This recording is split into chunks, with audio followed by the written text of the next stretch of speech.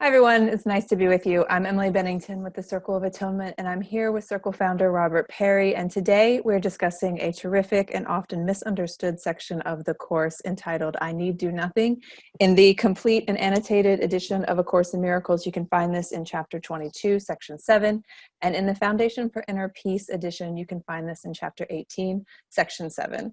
Robert and I felt this material was important to cover today because it feels very relevant to the period of history that we're all living through right now, where there's a question of whether, as course students, we should become involved in the events of the world or not, and how much. And as we also understand from Michael, this section is very close to where you are at in your reading schedule for the year. So once again, it's an honor to be with you, and we look forward to a terrific discussion. Hi, Robert. Hi. I think we should start by giving the context for this section. This section did come through in the flow of dictation that the rest of the course was in, but there was a specific impetus or catalyst for it. And let me go ahead and read this from Absence from Felicity Ken-Wapnick's biography of Helen Schucman. So Ken-Wapnick says, on May 31st, 1967, Helen was in the midst of another crisis, and Jesus' answer to her was a special message. Helen's crisis, which on an external level was literally a non-event, revolved around a threatened union strike that would have involved the elevator operators in Helen's building. She and Louis lived on the 16th floor, and Helen's fear was that the strike would begin at a time when she and Louis would be separated, one of them in the apartment and the other down below. Since in Helen's mind, walking up or down the 16 flights of stairs meant instant cardiac arrest for either her or Louis, she was beside herself at the imminent threat of separation. Having thus defined the problem, her solution was obvious and logical. She and Helen would move to a nearby hotel. They did, where they remained for a week, never knowing that the strike was called off even before it had begun. What a great setup. And so she's asking for guidance about this, and you would assume the guidance would talk about where they should be, talk about the strike, talk about the specifics. And the section, I Need Do Nothing, avoids all of those specifics entirely.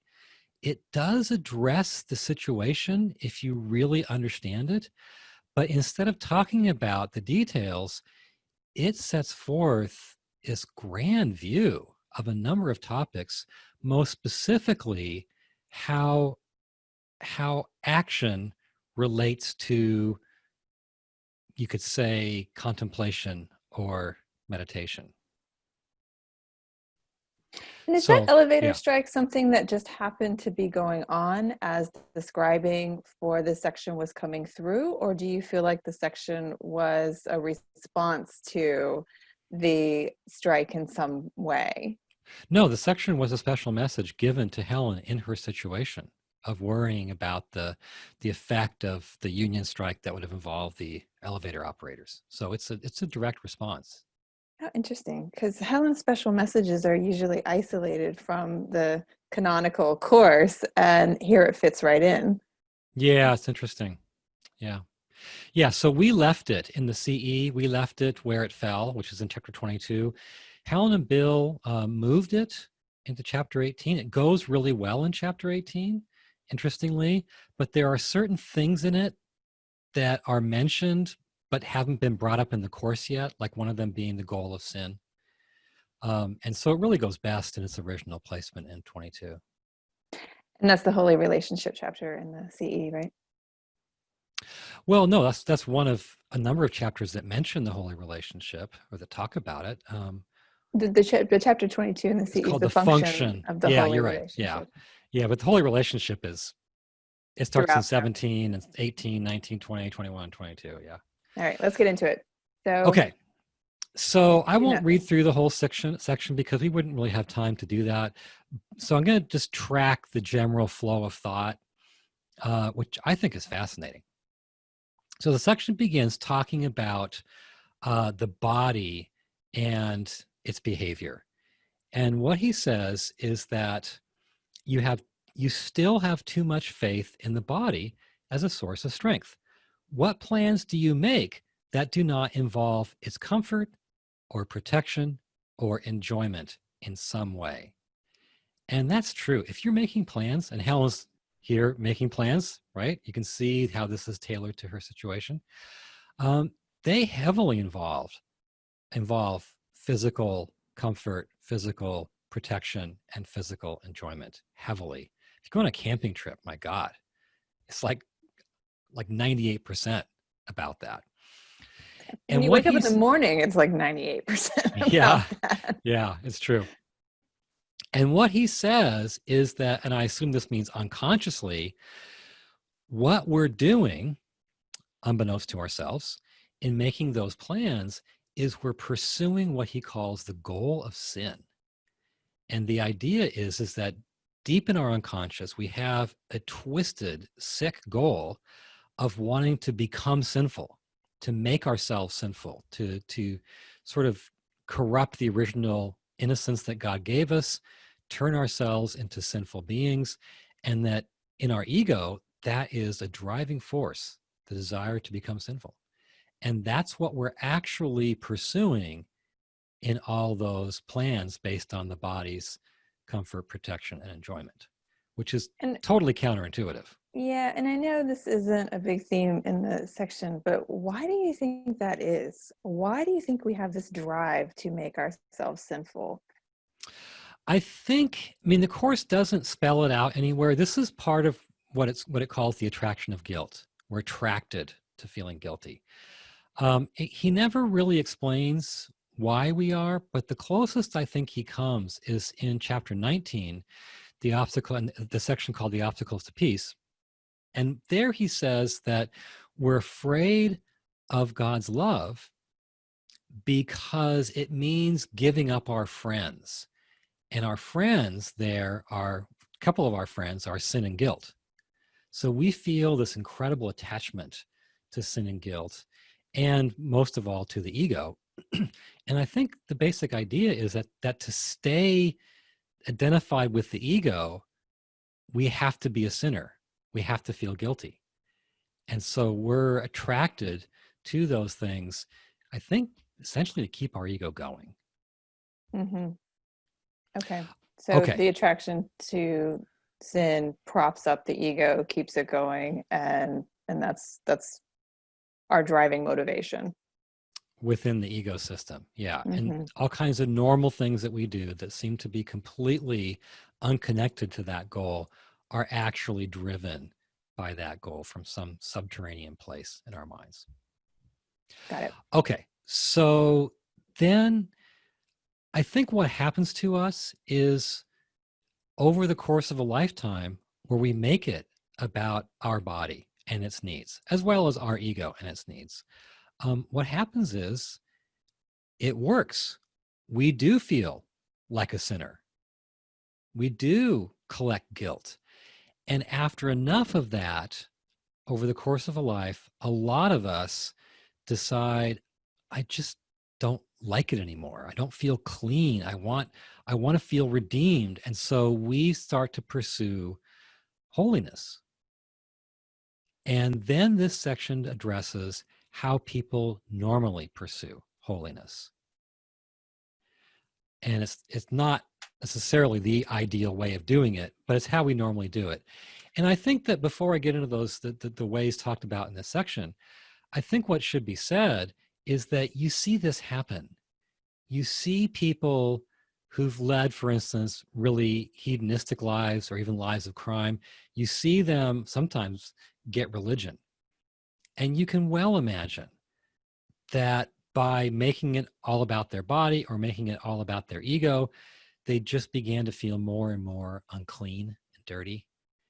And that there was Mhm. this desire to be washed clean by God, to stand, you know, to be right with God, to stand in his presence uh, without being you Because know. there's something innate in us that wants to express our holiness, that wants to be good. And it's always trying to come out in some form, regardless of how much we try and cover it up.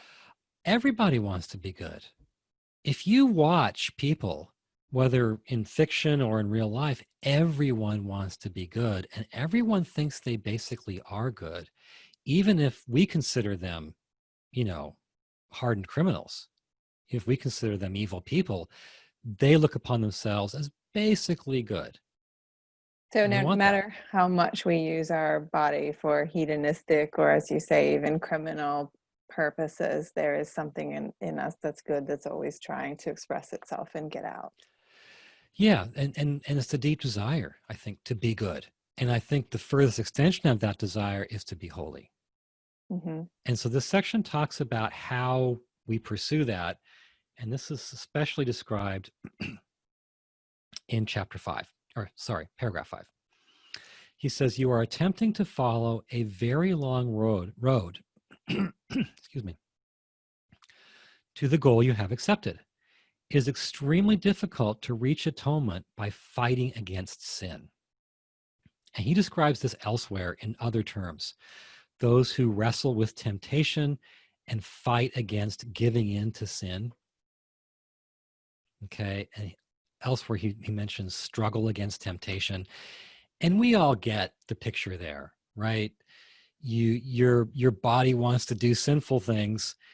And it's almost as if you can hold it back from doing those things enough, you can be holy. Mm-hmm. So we're constantly, or it seems like we're constantly pushing against that impulse in us to focus on the body. Right. At least in these scenarios. For some people, going with those impulses is life.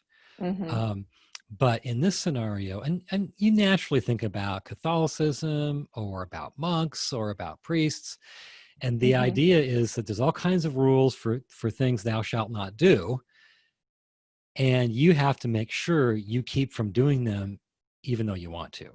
And if you can hold back enough, you can become holy.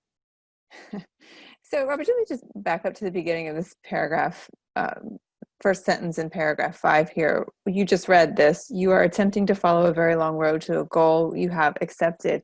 For newer course students who are wondering, well, what is that goal? How would you describe that? Well, he's talking about the goal of salvation or the goal of atonement.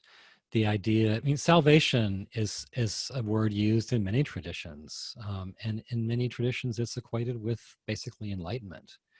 So, we're trying to reach the ultimate spiritual pinnacle. And we've all accepted that goal. Well, I think if we're studying the course, we've accepted it to some degree.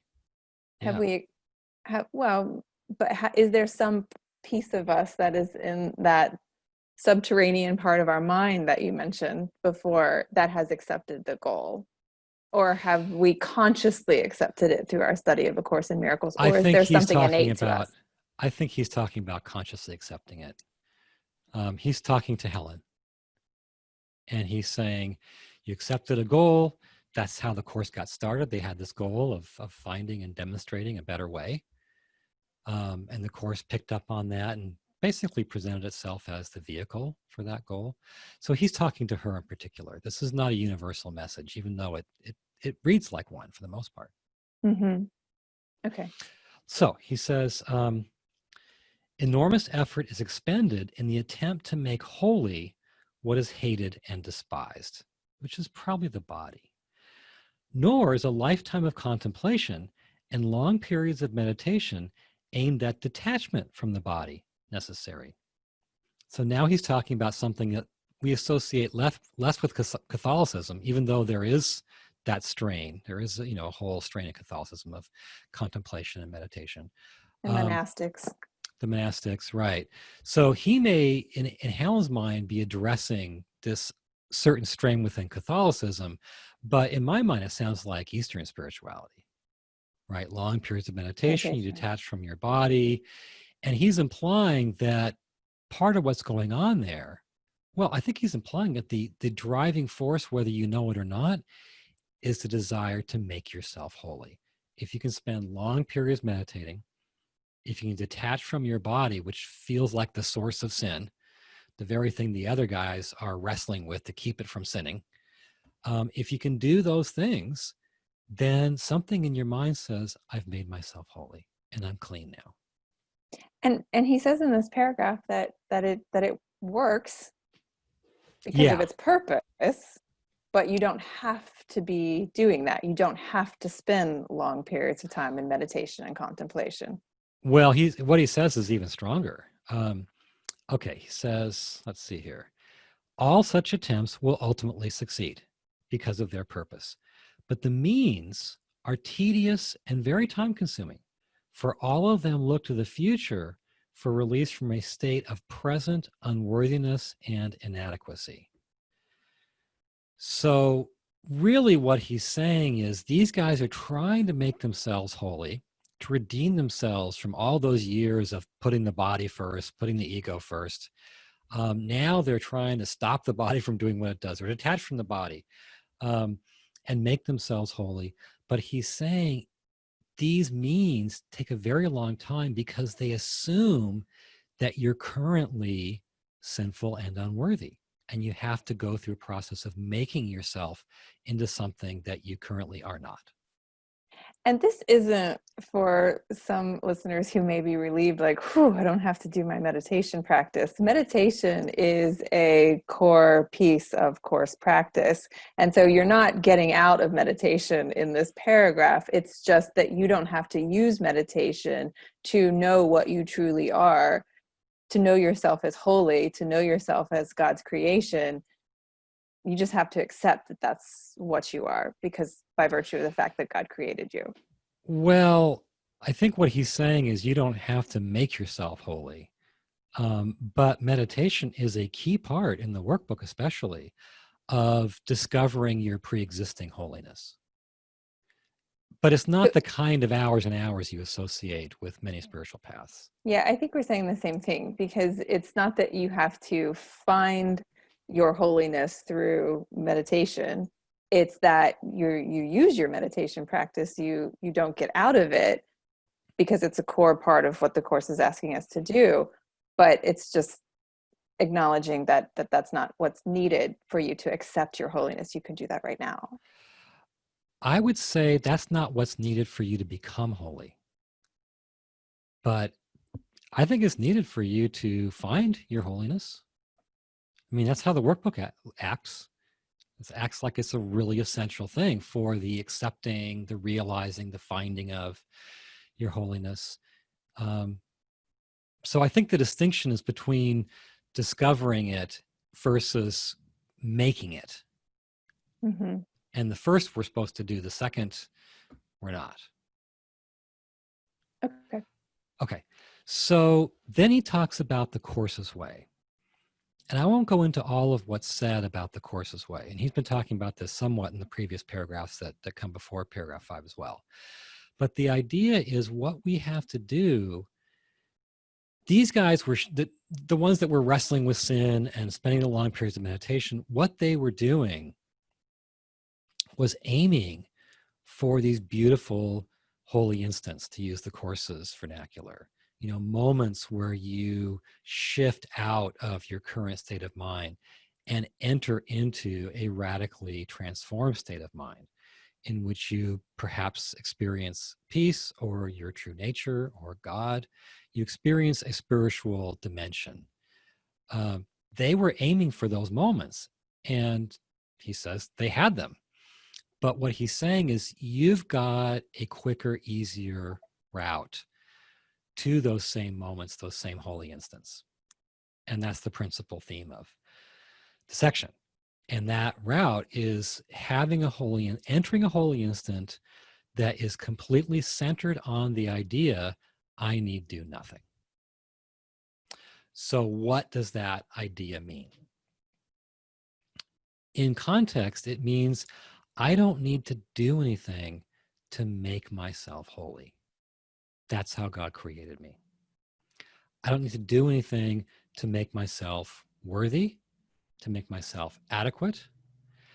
And so what he says is that focused on I need do nothing, you forget the past, because so much of our efforts to become worthy have to do with redeeming ourselves from things we did in the past.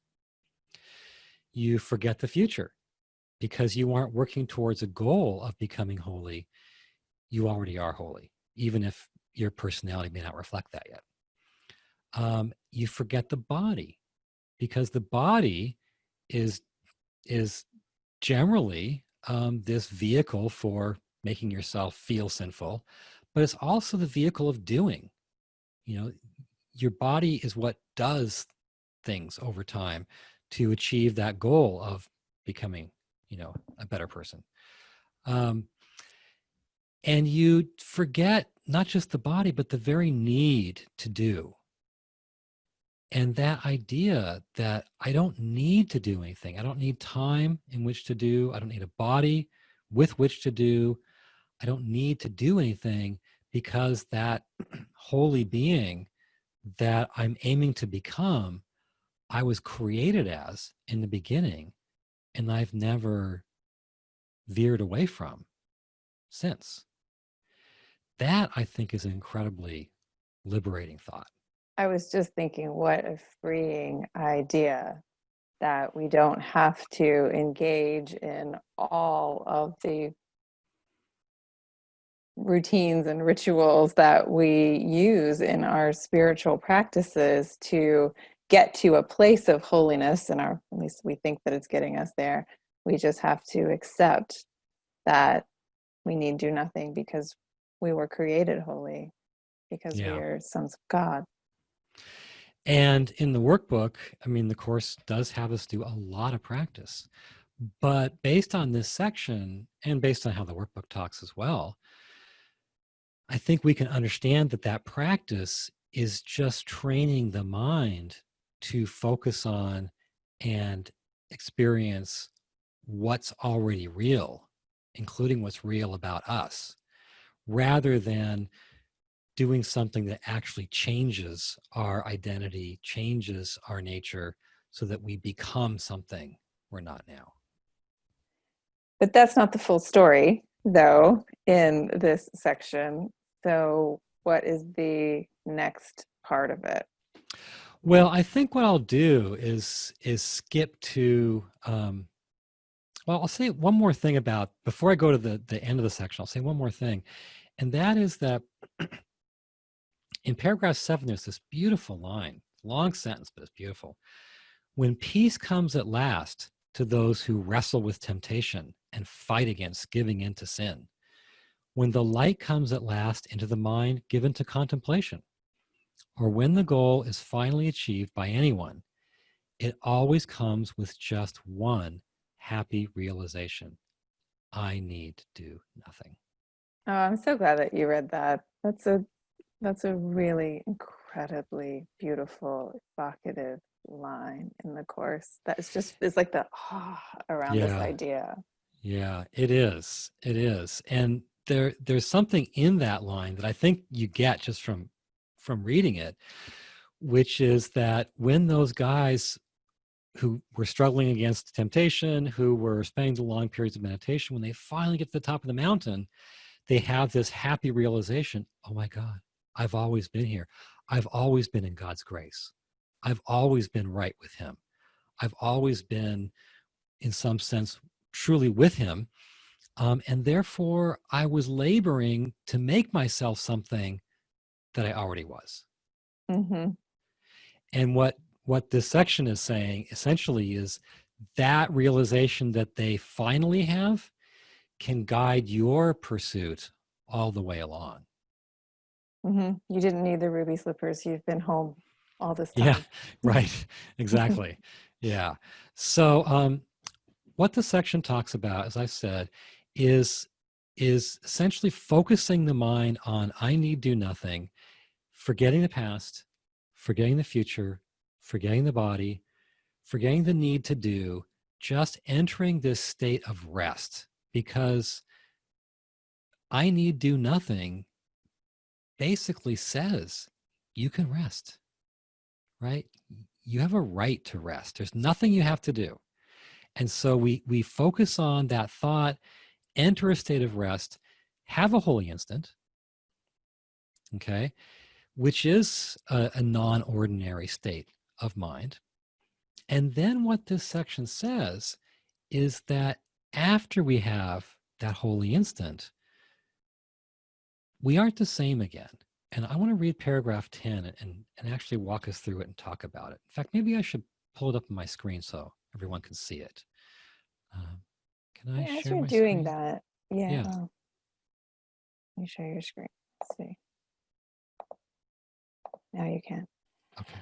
As you're doing that, again, for newer students who are wondering, okay, I'm supposed to be having a holy instant. What does that mean? What would you say to them about how that fits into what we're hoping to accomplish in this section? Well, the section is about having a holy instant. What does that mean? I think that it's kind of what everyone's seeking on the spiritual path, moments in which you shift out of your ordinary state of mind and you touch something higher, you touch the divine, you have an experience of the sacred. We know the concept. I think everyone's seeking the concept in different forms. The Course just puts the term holy instant to that idea. Okay, so the final paragraph says, to do nothing is to rest and make a place within you where the activity of the body ceases to demand attention. So you're entering a state of mental rest and making a place in you, in your mind, where the activity of the body is not in your mind, it's not in your attention. Then he says, into this place the Holy Spirit comes and there abides. That's the place of rest that you made or established within your mind. He will remain when you forget, and the body's activities return to occupy your conscious mind. So this is a moment, it's an instant, okay? It's not days, it's not hours, it's probably much, much less. So you have the holy instant, you experience that rest, the Holy Spirit comes into you, you experience the Holy Spirit, and then you leave it, and your mind's back on the activities of the body. But when you leave, this paragraph says, that place in you stays, and the Holy Spirit stays in that place in you, and the body stays out of that place in you. Okay, so let's go on. But there will always be this place of rest to which you can return. So it will stay there and you can return to it and have further holy instants. And you will be more aware of the quiet center of the storm than all its raging activity. So this place in you is like the eye of the hurricane, still, quiet, at peace, nothing's happening. Okay, and somehow he's saying, even when your body's activities return to your conscious mind, you can be more aware of the quiet center within than everything going on out there in the storm. Then he says, this quiet center in which you do nothing will remain with you, giving you rest in the midst of every busy doing on which you are sent. Well, how interesting. So the idea here is the quiet center stays in you and it gives you rest. You're resting in it even while you're going out and doing the busy things that you're sent to do. Then he says, for from this center will you be directed how to use the body sinlessly. So this center is sending you out there on busy doings. You could say holy doings, holy missions. Okay? And even while you go out and do them, you're more aware of the quiet center while you're doing them. So it's resting you while you're doing them.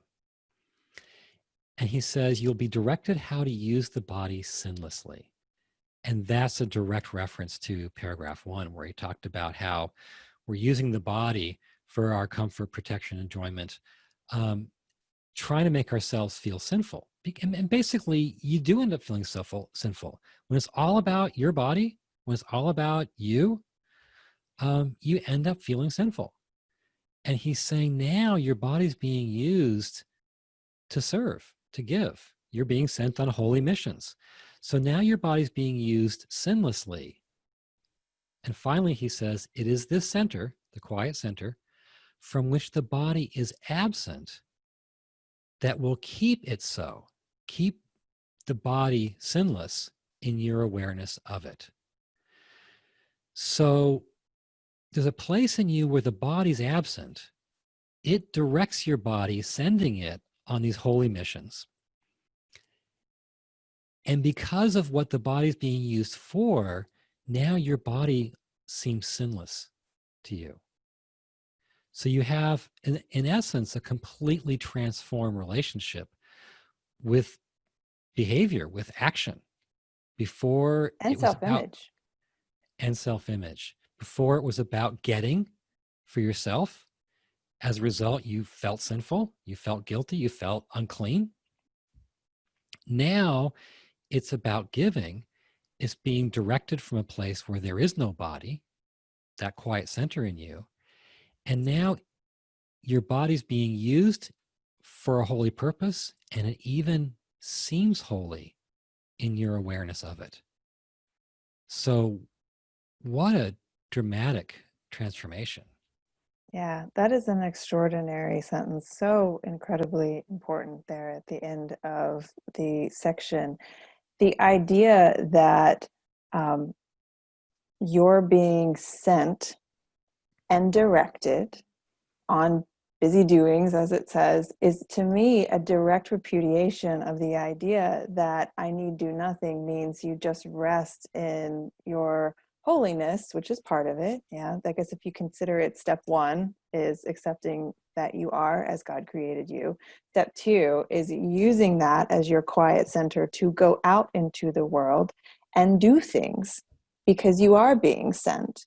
And so one part needs the other in my view. Would you agree with that?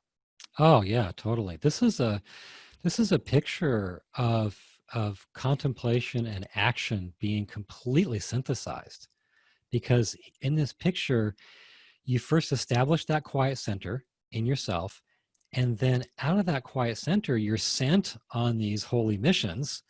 And even while you're sent on them, which obviously is action, even while you're in the midst of the action, you're more aware of the quiet center in you, and you're resting in that quiet center in the midst of the effort of action. Mm-hmm. Yeah, and therein lies the misunderstanding of this idea, I think, is that again, it's not just about resting in who you are as God created you, it's going out. It's from that place of knowing that God created you. You don't have to do anything to earn your holiness. It's just your inheritance. You can engage in the busy doings, but you engage with them with a certain presence. And as I mentioned in the intro, one of the reasons why I think this is so relevant for our time is there's so much anger about what's going on with in the world right now. There's a tremendous amount of civil unrest and anxiety with the pandemic and whatnot. And so you can get caught up in the anxiety and running around doing things as a result of that anxiety, or you can go out and do things from that quiet center and with real presence that's being asked of you in this section, and the Yeah. results will be completely different depending on which path you choose. Yeah. And, when I hear I need do nothing quoted by course students, I don't tend to hear either side that you just mentioned. Because Go the ahead. first side is to really forget about the body and to forget about the past and about the future and enter into that thought, I need do nothing. that takes a tremendous focus. That's a practice. Okay. Yeah, and it's usually very So what dismissive. I I need, tend to hear is we just don't need to do anything. So yeah. when I ask course students to practice and say, hey, the workbook wants you to practice, they say, I thought I need to do nothing. So I think that idea is used very often without any context of the section. It's just like a feel-good phrase, when in fact the section is saying, first you have to enter into this really focused state of rest in which you forget all the normal things, past, future, the body, doing. And then after you have the resulting holy instant, then that results in what we talked about before of this state of action in the world that is enlightened action. But, the way I hear it used, it's missing both sides of the picture. Hmm. Yeah, and if he is going to use us, and if we are going to be sent into the world with our special functions and to help certain members of our sonship, certain brothers, then he needs a certain presence from us, and we can get it through the acceptance of the idea in this section as you've described it. So Yeah. I know we're running out of time here, so would you like to do an exercise? Yeah, the section's all about entering a holy instant, so we should do an exercise aimed at that. So, what I'm going to do is ask everyone to close your eyes and get comfortable. You might want to take a deep breath to get started.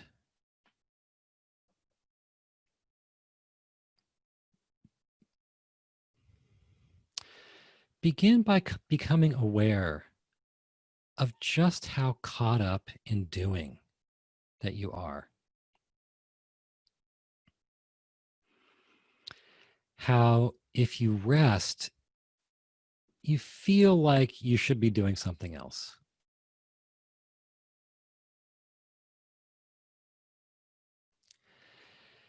Get in touch with how this extends to your spiritual journey.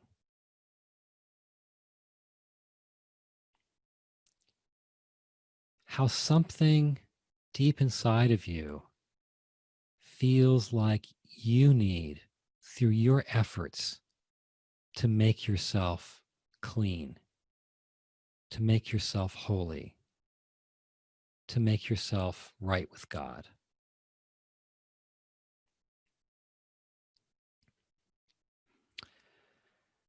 Try to feel just how immersed you are in the stream of time, the stream of constant doing.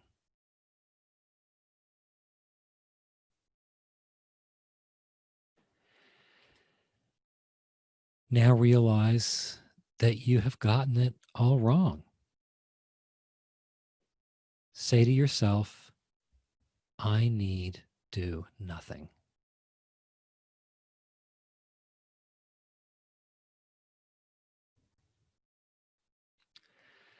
You don't need to make yourself holy. You are already holy. God created you eternally holy.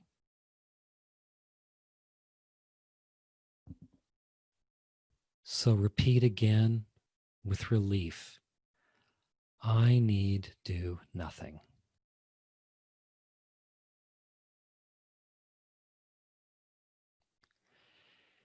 You don't need to redeem yourself from your past. So forget about the past. You don't need to make yourself worthy in the future. So forget about the future. Nothing your body can do can make you any more worthy than you've always been. So forget about your body.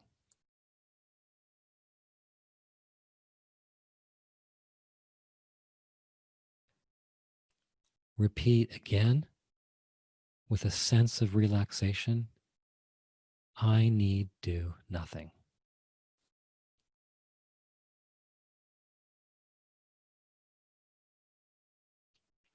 Feel yourself relaxing and letting go. There's nothing left to do. All of it's already done. You can rest.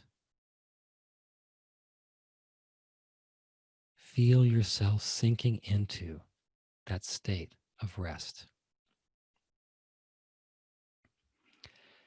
Every time you repeat, I need do nothing, feel your rest deepen.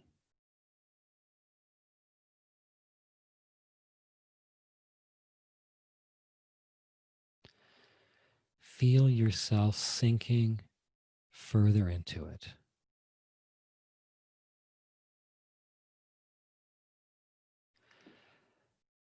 Say it again with a deep sense of relief. I need do nothing.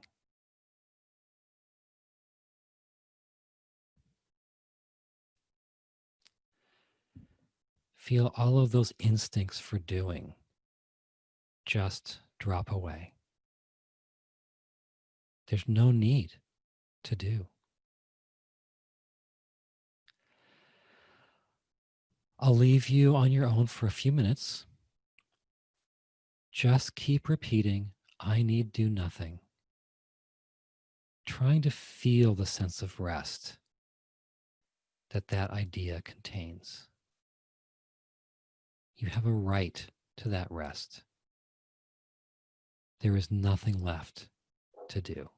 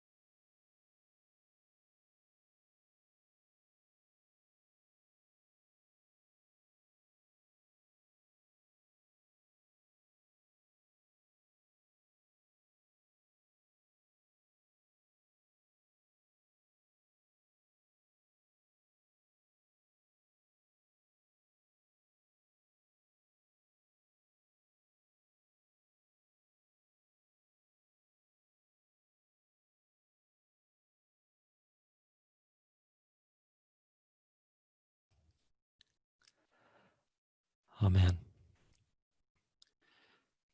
All right, you can open your eyes now. Come back to the room. It's a powerful exercise if you really let yourself sink into it. Yeah, there's something in us that's really addicted to the hamster wheel. Hmm. And the idea that we can step off because anything we were trying to accomplish, God already accomplished way, way back when. Hmm. Um, it's very freeing. It is.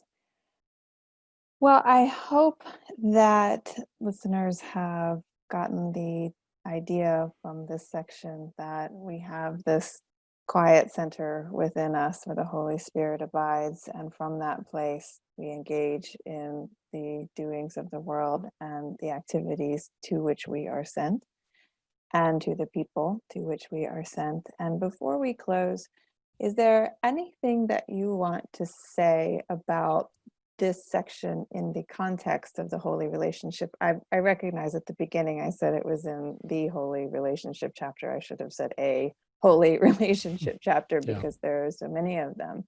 But is there anything that you want to say about this idea of I need do nothing in the context of the holy relationship? Well, it is I didn't mention it, but it is a major topic in this section. Um, one thing he says after that part we read about those who struggle with temptation and engage in long periods of meditation, he says, your way will be different, meaning as a student of the course, not in purpose, but in means. A holy relationship is a means of saving time. One instant spent together restores the universe to both of you.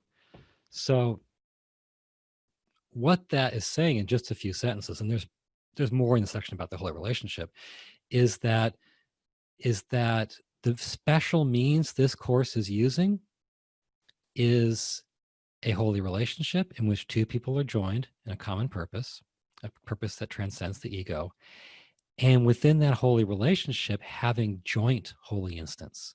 This is one instant spent together. And of course, from the course's standpoint, the course itself was born when Helen and Bill had their joint holy instant in June of 65, in which they agreed to find a better way. That, the course says, was a holy instant, but it was a shared holy instant. And somehow those shared holy instants are especially powerful and are at the heart of what makes the course unique, what distinguishes it from the Catholics who wrestle with temptation, and with, the monks We're and the in folks from the isolation and East solitude. who are, spending long periods of meditation. Neither of those models involve joining with another person in a common goal. They're solitary models to a large degree, not entirely, of course. So And that's the whole discussion. it is a whole discussion, and unfortunately we are out of time, but I do I'm laughing because I think we all know, if you've been in a relationship with another human being, you get that this is a very good testing and training ground for all of these lessons that the course is asking us to learn. Um, Yeah. so Yeah. And that's even more true when it's what the course calls a holy relationship, where even if your egos are still at play, like Helen and Bill's, you have joined in a goal that's bigger than the ego. But it's in the relationship itself that you learn to smooth out the rough edges of your ego, assuming you can stay in the relationship. Yeah. And therein lies the challenge and the gift. So And ideally, you have those moments like Helen and Bill had in June of 65, where you have a shared holy instant. Those, I think, are particularly transformative because in those moments, you experience what it's like to not be cooped up inside the bubble of your ego. You yeah. experience joining. And when that happens, get ready, because then you are put on a cart in a ride that is not of your making. Yeah, right. Yeah. Okay, everyone, we will end it there. But just a thank you to all of you for watching. Thank you to Michael and everyone at Unity of Sedona Yes, for thank you. having us. It's an honor to be with you, and we hope to see you again soon. Bye for now. Bye-bye.